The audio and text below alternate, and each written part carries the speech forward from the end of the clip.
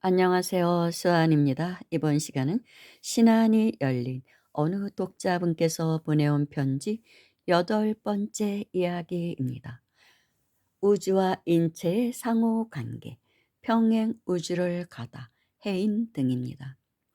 원래는 이분이 일곱 편으로 이분이 보낸 편지의 내용은 마무리가 됐었는데 어제 또 한 편을 보내왔더라고요. 뭔가 좀 미진한가 봅니다. 자신의 좀 의견을 피력하고 싶은데 좀 미진하다는 생각이 들어서 또 한편의 장문의 메일을 보내왔습니다. 이분이 갖고 있는 의학적, 과학적 어떤 상식 그리고 신안으로 평행 우주를 가본 체험을 얘기하고 있습니다. 정말 너무나 놀랍습니다. 이분의 글을 통해서 신안이 열린 사람들의 세계라는 게 이런 것이구나 하는 것을 정말 낱낱이 제가 알게 된 그런 계기가 된 것 같습니다. 자신은 자신을 소개하기로 의료계에 종사한다고 하더라고요. 자세한 거는 모르겠어요. 그냥 의료계에 종사하고 지방에서 살고 있다고 합니다. 정말 너무나 대단한 분이에요. 이분이 사실은 많은 것을 감추고 있다는 생각이 들어요. 다 얘기를 안 하는 것이죠. 자신이 체험한 경계를. 그런데 오늘 또 한편 자신이 체험한 그런 세계를 말하고 있습니다. 우선은 우주와 인체의 상호 관계. 우리 인간의 몸은 왜 오장육부가 있고 36.5도일까?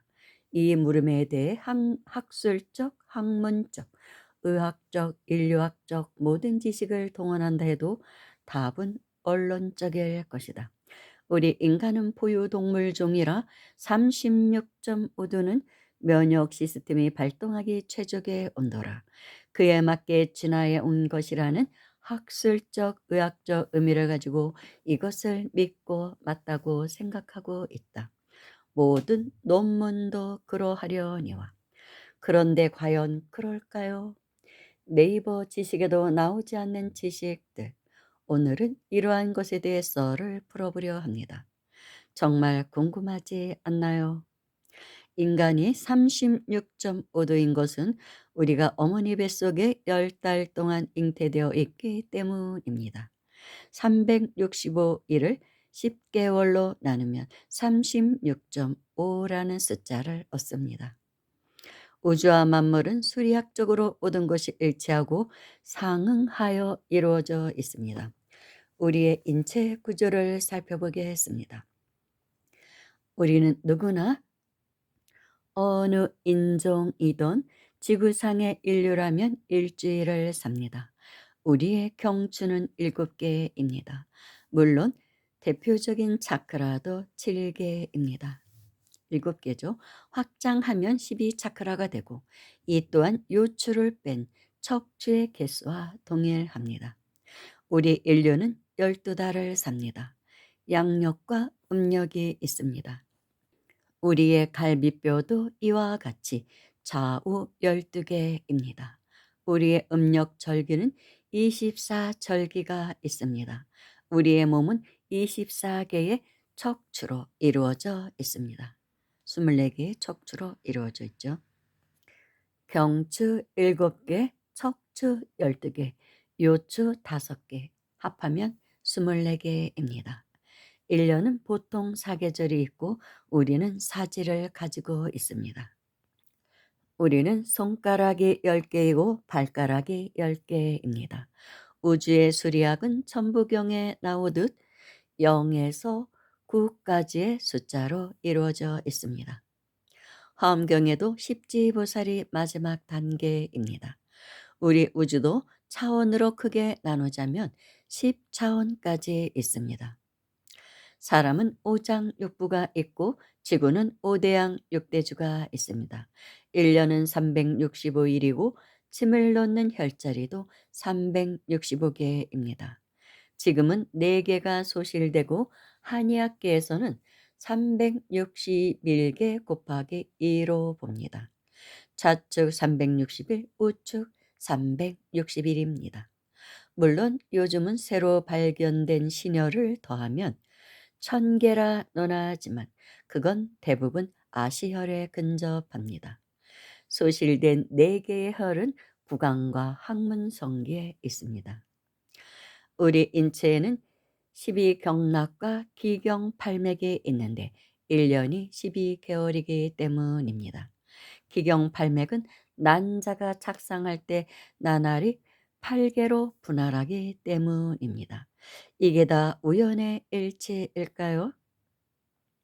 이렇듯 우리 주변의 모든 만물은 생명체이든 무생물체이든 우주와 하나로 된 공동 시스템 안에 존재합니다. 여러분은 1차원, 2차원, 3차원, 4차원 세계라면 나와 상관없는 것으로 생각하며 어려워합니다. 그러나 우린 매일 이런 다차원을 보고 있습니다. 예를 들어보겠습니다. 1차원 세계는 여러분들이 매일 보는 바위, 흙, 금속 같은 움직임이 없고 정형화되어 있는 세계입니다. 무생물들이 바로 그런 1차원 세계입니다. 인간들이 존재하는 세계가 아닙니다. 이러한 무생물들도 의식으로 만들어졌기에 존재합니다. 2차원 세계는 식물의 세계입니다. 움직이지 못하지만 생로병사를 합니다. 3차원 세계는 바로 우리들과 우리들이 사는 곳입니다. 1차원과 2차원을 이용할 수 있으며 움직일 수 있는 존재들이 사는 곳입니다.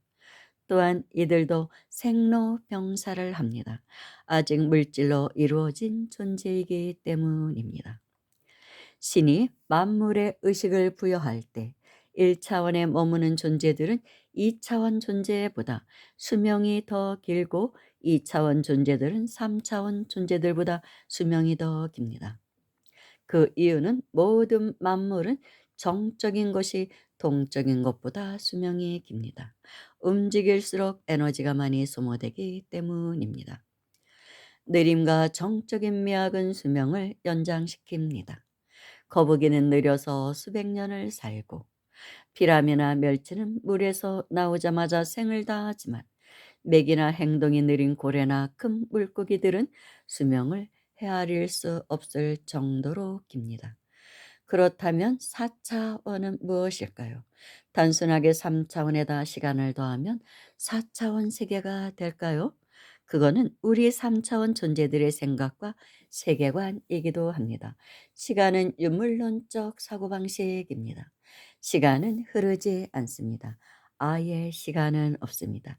역설적으로 논하자면 시간이 없기 때문에 과거, 현재, 미래 이런 순서도 없습니다. 오직 지금 이 순간, 현재만에 있습니다. 과거와 미래는 내 생각과 기억이라는 생물학적 뇌세포에 의존하여 저장되어진 유물론적 사고방식과 조각일 뿐입니다. 우주공간 패러다임은 미래, 현재, 과거의 역순으로도 존재합니다. 아님 현재, 미래, 과거처럼 뒤죽박죽일 수도 있겠지요. 포커 게임 할 때 카드 순서를 바꿔 섞어도 게임 진행에는 아무런 문제가 되지 않습니다. 우리의 시간도 우주 패러다임이나 법계 방식으로 보면 시간이 꼭 과거, 현재, 미래로 진행되어야 한다는 것은 아닙니다. 내 의식이 깨어남으로써 우리는 훨씬 더 3차원 시간에서 자유로워지며 우주의 질서를 따르고 있다고 보면 됩니다. 양자역학에서 유명한 한 실험이 있습니다. 이중 슬릿 실험은 한 번쯤은 누구나 들어보셨을 것입니다. 슬릿은 구멍을 말합니다. 이중은 두 개라는 뜻이고요. 이중 슬릿 실험을 통해 관측하기 전 모든 입자는 파동이며 간섭 무늬를 나타내고 관측 후에는 입자로서 두 줄을 나타낸다는 사실입니다.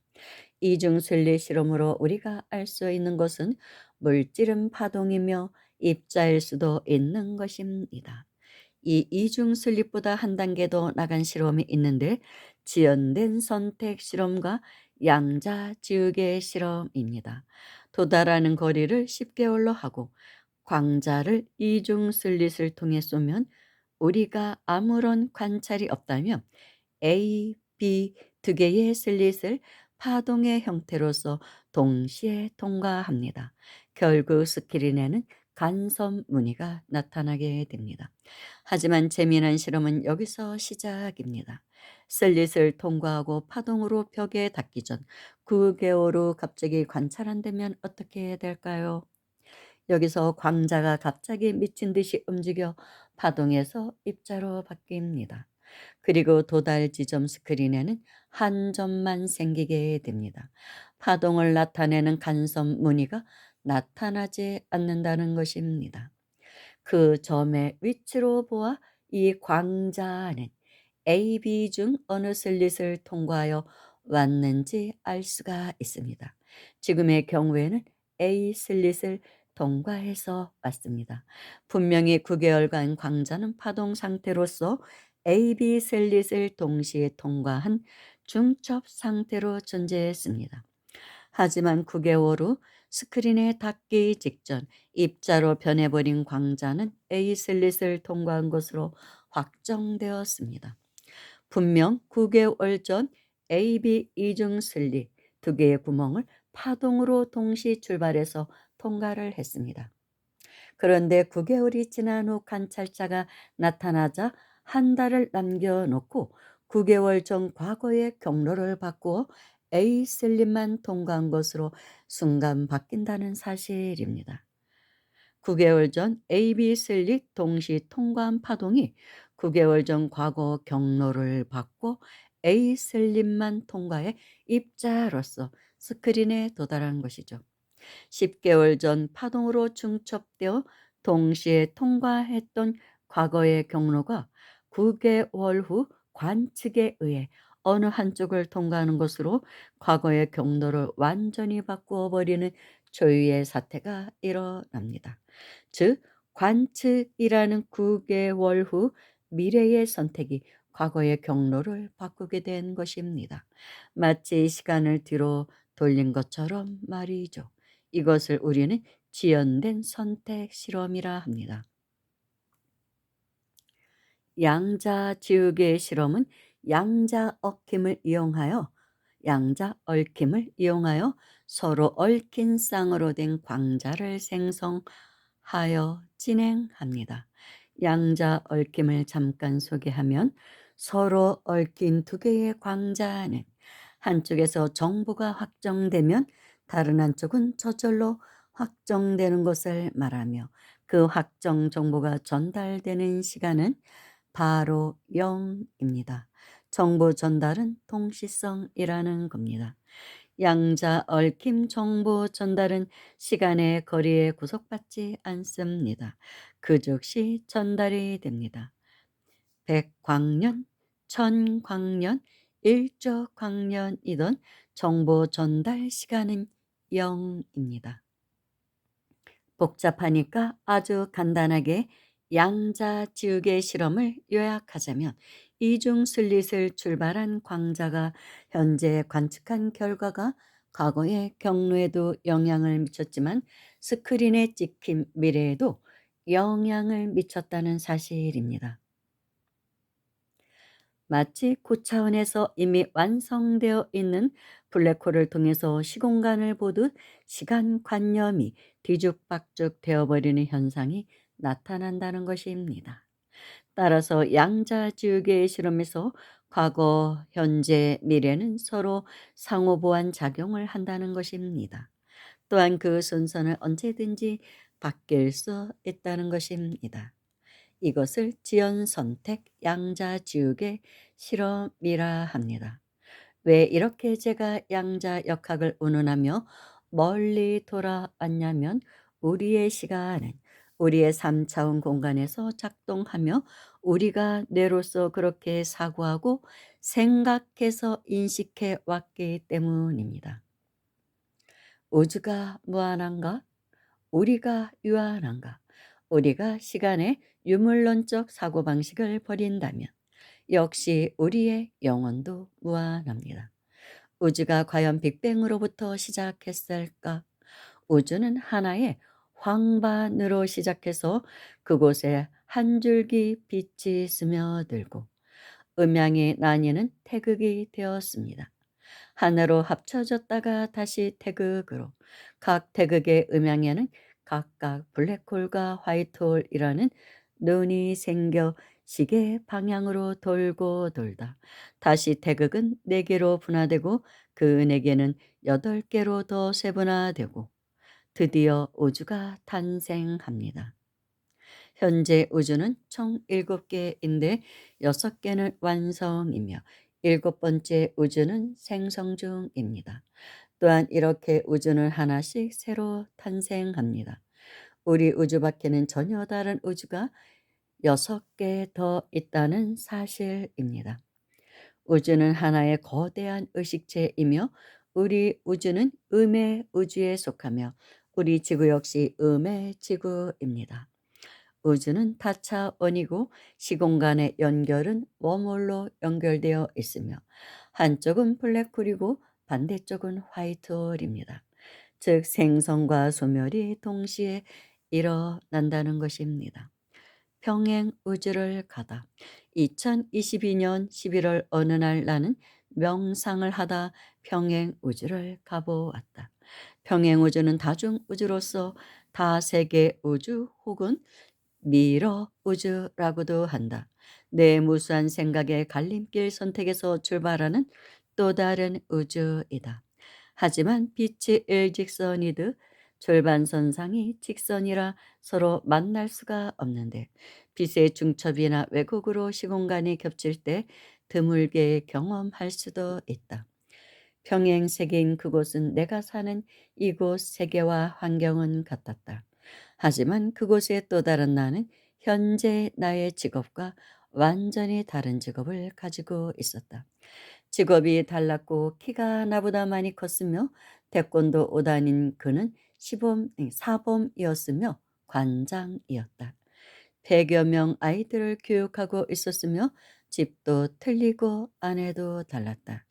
또한 50대 중반인 나보다도 훨씬 젊은 41세였다. 아마 평행 우주 시간차는 내가 잘못 불시착한 케이스일 것이다. 분명 그는 나였고 심리학적 용어인 도플갱어를 이때 써야만 할 것 같다. 아니 어쩌면 데자비와 비자대가 섞여 있는 그런 느낌이었다. 아무튼 낯설지만 신선하게 익숙한 듯 동질감인 듯 아닌 듯 이질감인 듯 묘하게 느껴졌다.